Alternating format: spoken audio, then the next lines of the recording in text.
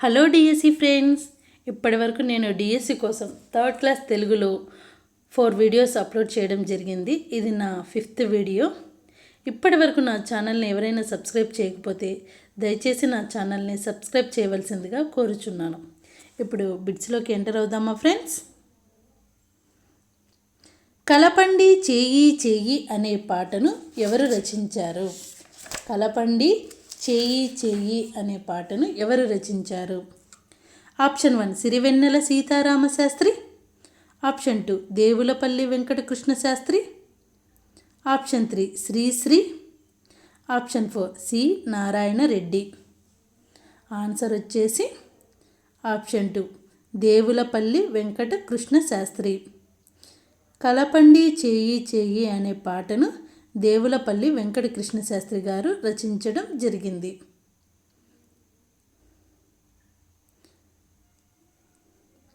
ఆధునిక తెలుగు కవిత్వంలో భావకవిత్వ యుగానికి తలుపులు తెరిచిన మహాకవి ఎవరు? ఆధునిక తెలుగు కవిత్వంలో భావకవిత్వ యుగానికి తలుపులు తెరిచిన మహాకవి ఎవరు? Option 1 Sirivennela Seetharama Sastry. Option 2 Devulapalli Venkatakrishna Sastry. Option 3 Sri Sri. Option 4 C Narayana Reddy. Answer వచ్చేసి ఆప్షన్ 2 దేవులపల్లి వెంకటకృష్ణ శాస్త్రి.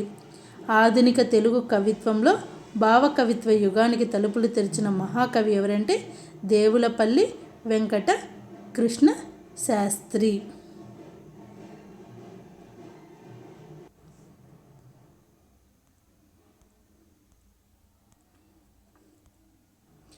ఈ క్రింది వాటిలో దేవులపల్లి వెంకటకృష్ణ శాస్త్రి కవిత్వ లక్షణాలు కాని దానిని గుర్తించండి.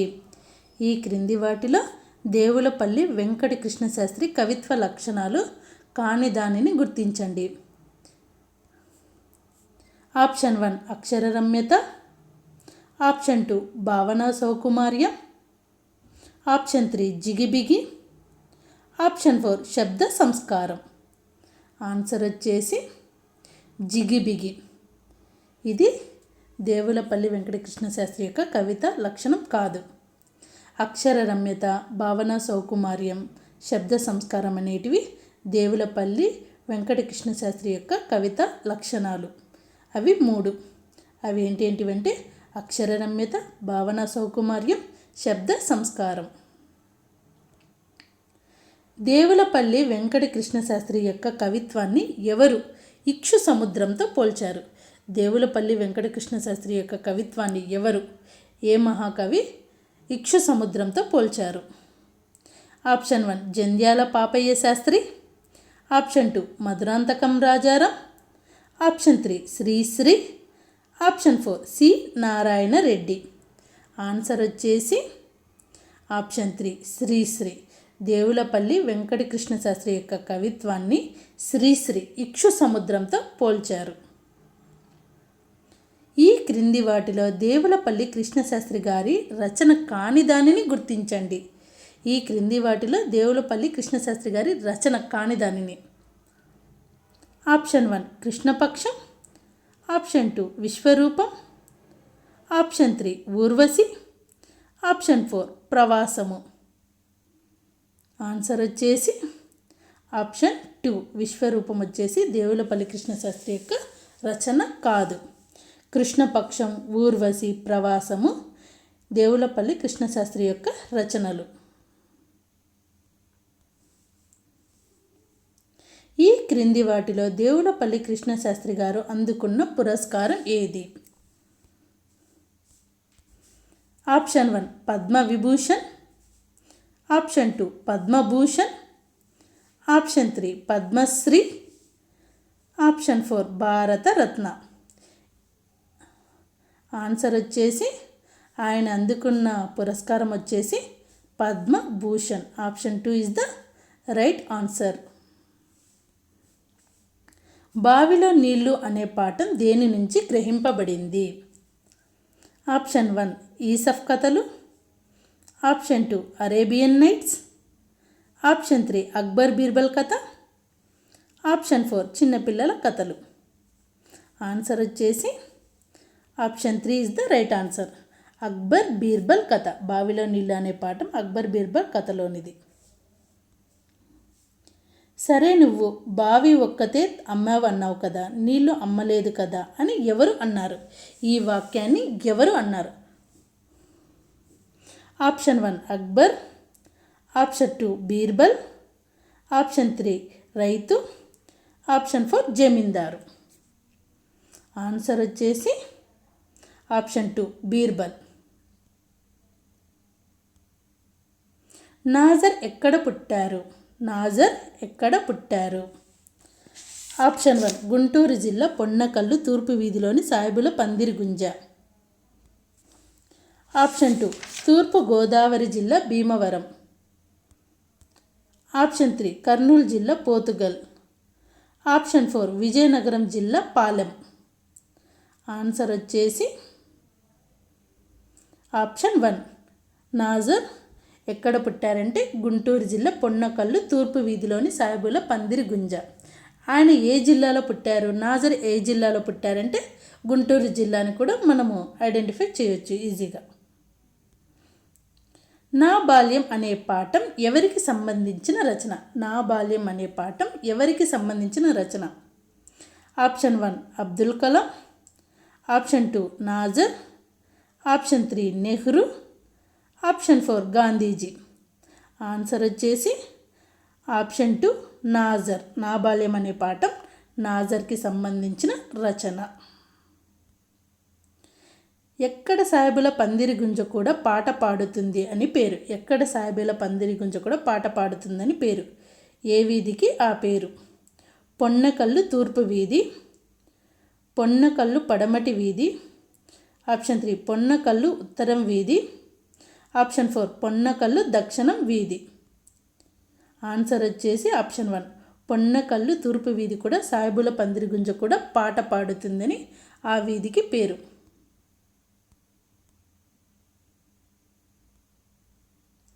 నాజర్ వాళ్ళ గారపాడు తాత నాజర్ పుట్టగానే ఏ పేరుతో పిలిచేవారు? నాజర్ పుట్టినప్పుడు గారపాడు తాత ఏ పేరు పిలిచాడు? Option 1 Abdul Nazar, option 2 Abdul Aziz, option 3 Abdul Kalam, option 4 Abdul Ali. Right answer వచ్చేసి ఆప్షన్ 2 అబ్దుల్ అజీజ్. చిన్నప్పుడు హా అదిగో లేడీ పరిగెడుతుంది లేడీ బోయరా హా బాణమేయరా అని ఎవరు పాట పాడేవారు? Option 1 Nazar, option 2 Abdul Aziz, option 3 1 మరియు 2, ఆప్షన్ 4 పై ఎవరు కాదు. ఆన్సర్ వచ్చేసి option 3. Option 1 Nazar, option 2 Abdul Aziz. రెండు కూడా నాజర్ యొక్క పేర్లే కాబట్టి ఆన్సర్ వచ్చేసి option 3.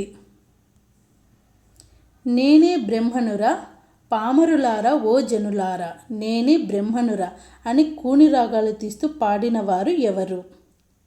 Option 1 SP Balasubrahmanyam, option 2 Keeravani, option 3 Nazar, option 4 Sri Sri. నేనే బ్రహ్మనురా పామరులారా ఓ జనులారా, నేనే బ్రహ్మనురా అని ఈ పాట పాడింది ఎవరంటే ఆన్సర్ వచ్చేసి ఆప్షన్ 3 నాజర్. ఈ క్రింది వారిలో ఎవరు చదువుని మూడో నేత్రం అని పిలిచేవారు? ఈ క్రింది వారిలో ఎవరు చదువుని మూడో నేత్రం అని పిలిచేవారు?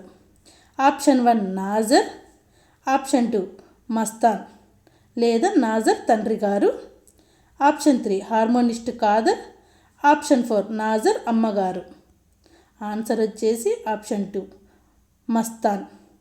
నాజర్ తండ్రి గారు చిన్నప్పుడు నాజర్ని చదువుకోవడానికి పాఠశాలకు పంపించేటప్పుడు నాజర్తో ఏమని అనేవాడంటే చదువుని మూడో నేత్రం అని అనేవారు. చదువుకుంటే బాగుపడతామని చెప్పేవారు. నాజర్కు ఏడవడం, నవ్వడం, మూతి ముడవడం, కళ్ళలో కొబ్బరి నూనె వేసి లైట్ వంక చూసి నీరు కారుతుంటే ఏడుపు డైలాగులు చెప్పించడం ఎవరు నేర్పించారు? నాటకంలో యొక్క బుర్రకథలో మెలకువలని ఎవరు నేర్పించారంటే option 1 Nazar, option 2 Mastan, option 3 harmonist Khader, option 4 Nazar అమ్మగారు. ఆన్సర్ వచ్చేసి ఆప్షన్ 3 హార్మోనిస్ట్ ఖాదర్. పాఠశాల వార్షికోత్సవంన నాజర్ ఏ నాటిక చేశారు? ఆప్షన్ 1 సుగ్రీవ విజయం, ఆప్షన్ 2 ద్రోణ విజయం, ఆప్షన్ 3 శ్రీరామ బాణం, ఆప్షన్ 4 బాలల భారతం. పాఠశాల వార్షికోత్సవం నాజర్ ఏ నాటిక చేశాడంటే ఆన్సర్ వచ్చేసి ఆప్షన్ 2 ద్రోణ విజయం. ఈ క్రింది వాటిలో నాజర్కు సంబంధించి సరికాని విషయాన్ని గుర్తించండి. ఆప్షన్ 1 నాజర్ 1920 ఫిబ్రవరి 5వ తేదీన జన్మించాడు. ఆప్షన్ 2 నాజర్ తల్లిదండ్రులు షేక్ మస్తాన్, తల్లి బీనాబీ. ఆప్షన్ 3 నాజర్ పేద ముస్లిం కుటుంబంలో జన్మించారు. ఆప్షన్ 4 నాజర్ 1980 పద్మశ్రీ పురస్కారంతో భారత ప్రభుత్వం సత్కరించింది. ఈ 4 ఆప్షన్లో నాజర్కు సంబంధించిన విషయం ఏంటంటే ఇప్పుడు ఆన్సర్ చూద్దాం. Option 4 is the wrong answer.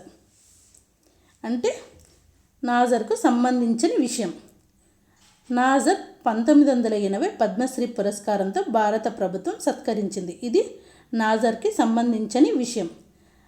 Right answer వచ్చేసి నాజర్ 1986లో పద్మశ్రీ పురస్కారంతో భారత ప్రభుత్వం సత్కరించింది. 1980 కాదు. నాజర్ 1920 ఫిబ్రవరి 5వ తేదీన జన్మించారు. ఇది కూడా కరెక్ట్. నాజర్ తల్లిదండ్రులు షేక్ మస్తాన్, తల్లి బీనాబీ. నాజర్ వచ్చేసి పేద ముస్లిం కుటుంబంలో జన్మించారు. నాజర్ ఈ క్రింది వాటిలో సమకాలీన అంశాలను జత చేసి రూపొందించిన బుర్రకథలు కాని వాటిని గుర్తించండి. ఆప్షన్ 1 పల్నాటి యుద్ధం, వీరాభిమన్యు. ఆప్షన్ 2 వందే మాతర ఉద్యమం. ఆప్షన్ 3 బొబ్బిలి యుద్ధం మరియు అల్లూరి సీతారామరాజు. ఆప్షన్ 4 బెంగాల్ కరువు. ఆన్సర్ వచ్చేసి ఆప్షన్ 2 వందే మాతర ఉద్యమం. ఈయనకు సంబంధించిన బుర్రకథ. ఈయనకు సంబంధించిన బుర్రకథలు వచ్చేసి పల్నాటి యుద్ధం, వీరాభిమన్యు, బొబ్బిలి యుద్ధం మరియు అల్లూరి సీతారామరాజు, బెంగాల్ కరువు. ఇవన్నీ కూడా నాజర్ సమకాలీన అంశాలను జత చేసి రూపొందించిన బుర్రకథలు. షేక్ నాజర్ తన జీవిత కథను తానే చెప్పుకున్నట్లుగా ఎవరు అక్షరీకరించారు? షేక్ నాజర్ తన జీవిత కథను తాను చెప్పుకున్నట్టుగా ఎవరు అక్షరీకరించారు? Option 1 Angadala Ramanamurthy. Option 2 Krishnamurthy. Option 3 Ramaraju. Option 4 Varahala Krishna Chowdary.